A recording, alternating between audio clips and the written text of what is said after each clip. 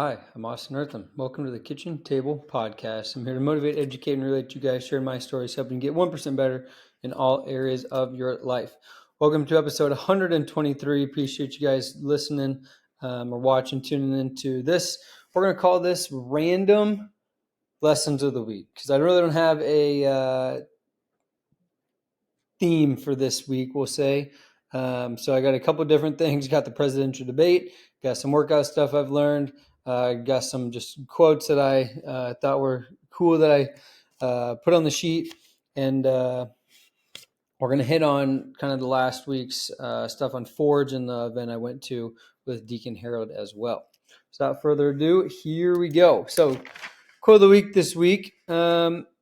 Interesting one I wrote down actually this morning here.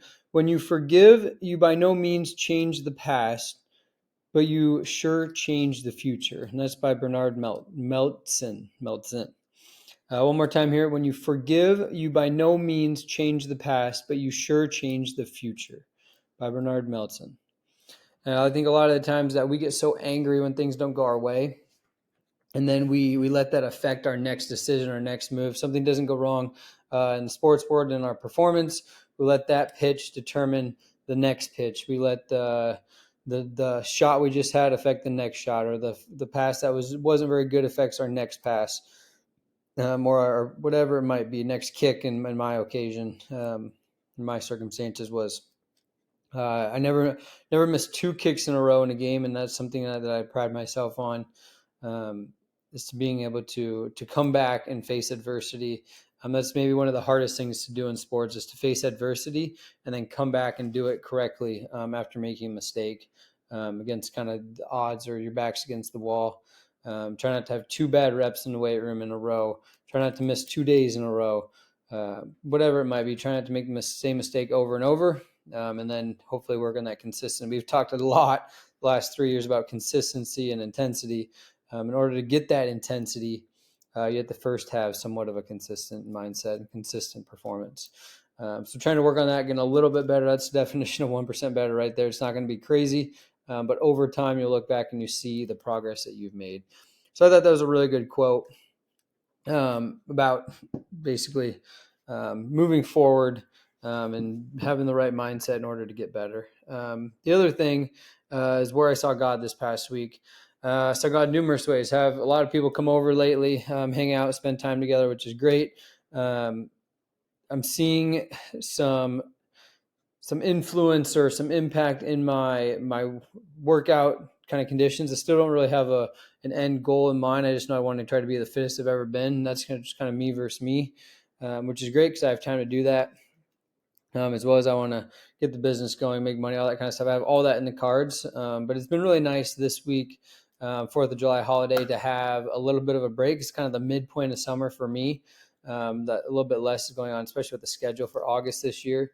So it's nice to have that kind of coming up, and then we'll have a busy couple weeks, and then we'll be off for a week, and then we'll jump into the full week of fall essentially, and then it's pretty much go, and then a couple weeks of organization that are good, and then September through 1st of November gets real crazy. So a lot of good things coming on. I can genuinely say I'm looking forward to life. A lot of good things, and really need to put in, once we kind of get settled with some of this other stuff we're working on, really find that workout thing that we're looking for, and trying to go accomplish that, whether it's do an Ironman, a triathlon, or some sort of biking thing, or a Spartan race, or a CrossFit event, some sort to be able to have that and do it, and hopefully find some community members to do that with as well. But showing that my Whoop shows that I'm getting higher HRV, lower heart rate, and I can feel myself when I work out. My aerobic capacity is growing, and I can do kind of Metcons longer and harder, which is really good because my average workout has turned from 13 minutes to 18 minutes in terms of my heart rate being elevated, which is really nice to see on the Whoop. And I've had less workout per se, but my workout duration's been longer. So I'm getting more work in. My wife started to work out with me a little bit in the evenings when she gets home. And so I just work out again. So it's kind of nice to have that freedom, as well as have those long days, even though the summer solstice was the earliest it's been in a long, long time, 200 years or so. But it's been really good to get that extra time in because we have nothing else to do. And then saying I'll take a break, but having a high recovery makes you want to get up and do it again. So a lot of good things going on. I'm just pleased with kind of how life has been up to this point in the last 4 or 5 weeks of summer. It's really worked out nice. But the main point I saw God is what I wanted to get back to last week. So I went to that talk with Deacon Harold, and go ahead and check out episode 122 if you guys want to hear more about that. But anyways, one thing I started to say at the start, and then I said, "We'll just jump into it," and I totally forgot my thought. To be honest with you, is that when he had a friend that died, right? So he had cancer, terminal cancer, and came home from a speaking event. Him and his best friend grew up together since fourth grade, and got home from this event, or it was a wedding or something. And Monday he's like, I don't feel good. His wife's like, you gotta get checked out. He goes, gets it checked out. By Thursday, he got chemo treatment. Friday, he died. So he died 5 days after getting this rare form of cancer, and 1 day after getting the official diagnosis. And something that think about, and there's a person in my family who had their dog die recently, unexpectedly as well. And it's just they came and brought some stuff from her for our dog, and I was just thinking about the two events that comparing them and thinking about kind of our time here on Earth, and we always try to reach these goals. We want to get the most out of it. We want to get all these things. We want to drive cool cars, have nice houses. I get worried about my grass all the time and how there's weeds, and then I want to have this and that and workout gear to be able to do it better. I got $2,000, probably $5,000 of workout equipment in my garage, and when I die, none of that's going to matter. It's all going to be there. I can get a good workout in just by running around the neighborhood, theoretically. All right, we don't need cool cars, nice houses, nice grass, any of that stuff. Going out to eat, I mean, those are good if you're having conversations with people, but all the stuff that you leave behind that you've accumulated over your life, it's that's that's going to basically just sit there and be given away to somebody else. Right now, can that make somebody else happy? Yes, but it's going to be the meaning behind that. Hey, like for instance, when my dog died when I was actually my bachelor party, so my parents' dog technically. My mom used to always say how Chipper would have loved to be in the garden with her, right? Yeah, she bought the plants, and the garden's gonna, when she dies, the garden's just gonna sit there, right, and whittle down. But the memory of having Chipper in the garden, that's what's meaningful, right? Going out to eat shouldn't be about, yeah, I spent the money, I have the money, whatever. It should be the conversations you had at that dinner table. My workout gear shouldn't be about, can I buy the workout gear because I want it, or I want to flex that I have it, or I want to get stronger. It should be about, oh, remember when in the summertime we'd always hang out in there after work, we'd go work out together.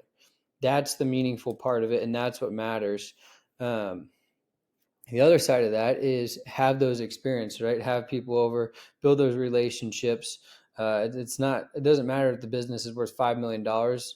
It just, if you don't spend time with your family. We talked about this at a wedding too. We were saying the same point, me and a friend, but we were saying the same point in different ways, making sure we were both heard in the end. But basically, you got to have a nice balance between your career and what you're making, what you're earning, but really what matters during that career is how you're making people feel, and ultimately what's your hierarchy. Last week we talked about, do your actions meet your priorities? If the family's a priority, then you need to have that as a family. If making money is a priority, then you need to have that, but you need to realize what that does to your family. So things to think about. And it's just really interesting because we take life for granted. I listened to a podcast with Joe Rogan about Neuralink. This guy has literally a chip in his brain, and again, when it's interesting because I take fitness for granted. It's like I can walk. He's paralyzed from the neck down. He can't feel a thing. He can barely move his fingers. Right. So this Neuralink, this thing in his brain, basically the computer, he thinks something and it does it for him. Right. So he thinks raise the glass to drink and it'll actually drink. He thinks to push the soap down and wash your hands. It will actually do that for him. And I'm out here thinking like, oh, I need to buy this or do that. Right. Instead, we should we get so into our schedules, what we need to do, when instead we should maybe take a step back, and less is more, right? Sit down on a Saturday, go walk around, take a nap, have people over at your house for dinner, have a barbecue, not worrying about if the house is a mess, or if there's something you need to buy, or you have to work or get up the next day, whatever, right? There's plenty of time for all that kind of stuff. But the reason I think I've said this before a couple summers ago, the reason I like summer is because it's slowed down for me for once.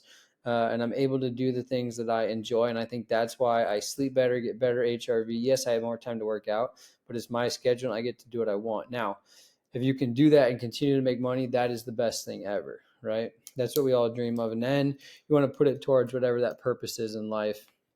And hopefully that is what people remember you by, right?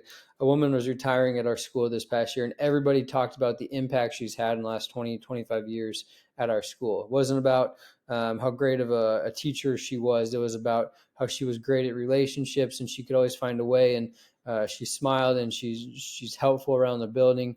And that's the legacy that we want to leave, not how much money or what we, I guess, carried around in our garage, what car we drove, what house we had, all that stuff. That's just stuff. The impact that you do with that stuff is what's important, right? If you got a big house, can you host parties then, right? That's the important thing in putting that to use. So it's just something I really thought about this past year that I thought was important. Otherwise, it's really maybe all I got, actually. Oh, the last thing I want to say that I've thought about this week is that being prepared calms your nerves, right? So we talk a lot of people about anxiety and stuff like that. One thing that can really calm anxiety is trusting that you're putting in the work, right? You got a test coming up. Okay, can you put in that work? You got a job interview. Okay, have you practiced for the interview and answered the questions? Have you ran through it in your head, visualized it? You have a pitch to give somebody. Again, have you talked about it? Do you know your product? Do you use your product? Right? I always wonder on commercials. Like I see the spam commercial all the time. I've been to the spam factory. I haven't been in it, but been by it at this camp in Minnesota that I always run. It just smells horrible. Like do the founders of spam really eat spam? Right? So is it something you're proud of? Again, back to the whole legacy thing. And if you're doing good or if you're trying to make money and just accumulate stuff. Anyways, so being prepared calms your nerves, right? So if you have something that makes you nervous, the best way to do is go and prepare, right? I always hated doing max lift because I was afraid I was going to fail or it was going to be hard. Practicing those is great. Okay. Can you do 80% multiple times? And do you have the confidence, right? I was listening to a CrossFit video today, and the best CrossFitter, or the fittest person on earth in quotes, last year did a marathon row in 2018 in 2:53. All right. I did a marathon in 2:53 also. I'm definitely not the fittest person on earth, but I remember that day doing that. So that gives me the confidence. And when I was going to I did the marathon a few years ago because I was in my parents' basement. I was just rowing on their rower, and I did like a 20-minute workout. And I was like, this is easy. Like I've gone pretty far here. Like I could do this 6 more times and I get my marathon. And then I went to my rower, and it was a little bit harder to do, but I was locked in. I had it rowed down. I was doing it no matter what. I know I was like, I'm in here for 3.5 hours, put a movie on, actually 2 movies on, and just watching them and just started rowing. Had a lot of Vitargo. Shout out to them, as well as Eartham Healthcare Services, Eartham Performance, and Cole's Professional Kicking Camps, along with Spotify and Riverside. Couldn't do this without you guys. Literally, it's appreciate you all. There'll be a link in the description for that. But if you prepare, you put your mindset in the correct spot, being prepared will calm those nerves for you. And I can talk to you more about that. If that's something you need, go ahead and get a hold of me. Anyways, I think that is it for this week. Happy 4th of July. Happy America. Birthday to America this past week. And catch you guys next week. Love you. Bye.